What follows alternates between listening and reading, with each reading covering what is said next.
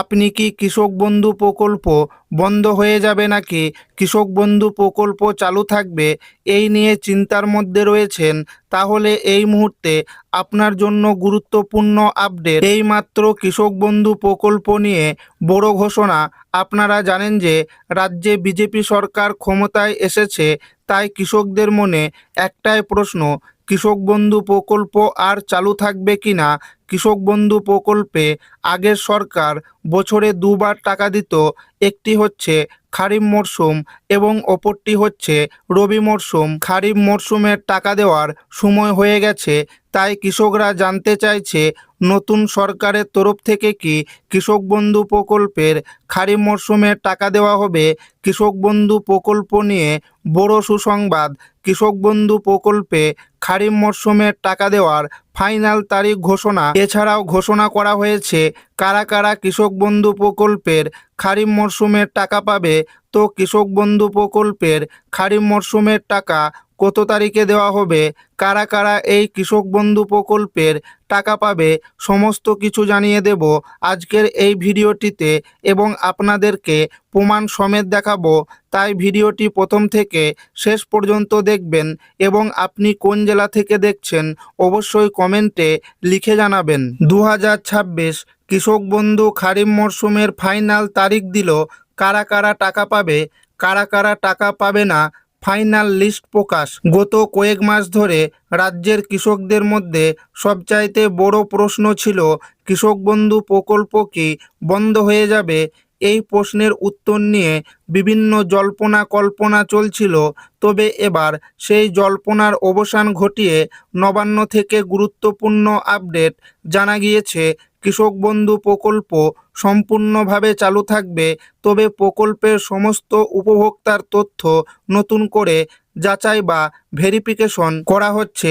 সরকারের বক্তব্য অনুযায়ী শুধুমাত্র প্রকৃত ও যোগ্য কৃষকদের কাছেই সরকারি সুবিধা পৌঁছে দেওয়ার জন্য এই বিশেষ ভেরিফিকেশন অভিযান শুরু হয়েছে।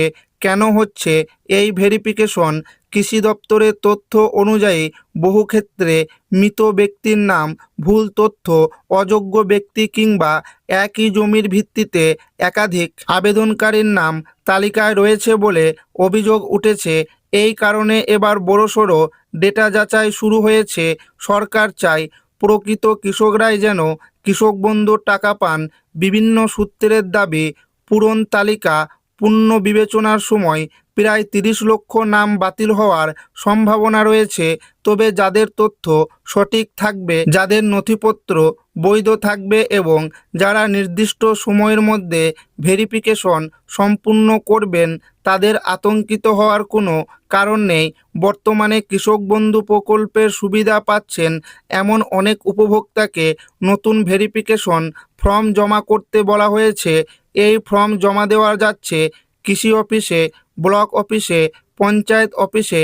ভেরিফিকেশনের জন্য লাগছে আধার কার্ড, আধারের সঙ্গে মোবাইল নাম্বার লিঙ্ক থাকতে হবে, ভোটার কার্ড, ব্যাংকের পাসবুকের কপি, ব্যাংক অ্যাকাউন্টে ডিবিটি সক্রিয় থাকতে হবে, জমি রেকর্ড বা পর্চা।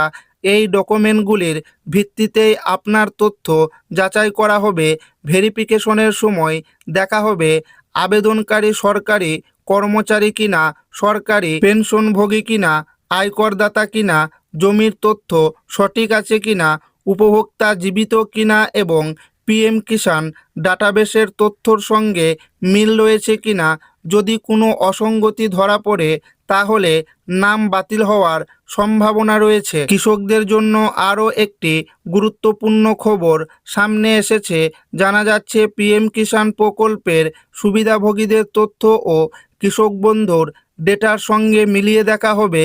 ফলে যাদের সমস্ত তথ্য সঠিক থাকবে তাদের ভবিষ্যতে সুবিধা পাওয়া আরও সহজ হতে চলেছে। কৃষক বন্ধু প্রকল্পের চলতি অর্থবর্ষের প্রথম কিস্তির টাকা কবে আসতে পারে? সূত্র মারফত খবর, ভেরিফিকেশন প্রক্রিয়া সম্পূর্ণ হওয়ার পরেই নতুন পেমেন্ট রিলিজ করার পরিকল্পনা রয়েছে। 30শে জুলাইয়ের মধ্যে ভেরিফিকেশন শেষ করার লক্ষ্য রাখা হয়েছে। এরপর আগস্ট মাসের প্রথম সপ্তাহ থেকেই কৃষক বন্ধুর টাকা দেওয়ার প্রক্রিয়া শুরু হতে পারে। তাই যত দ্রুত সম্ভব কৃষি অফিস, ব্লক অফিস অথবা পঞ্চায়েত অফিসে গিয়ে যোগাযোগ করুন।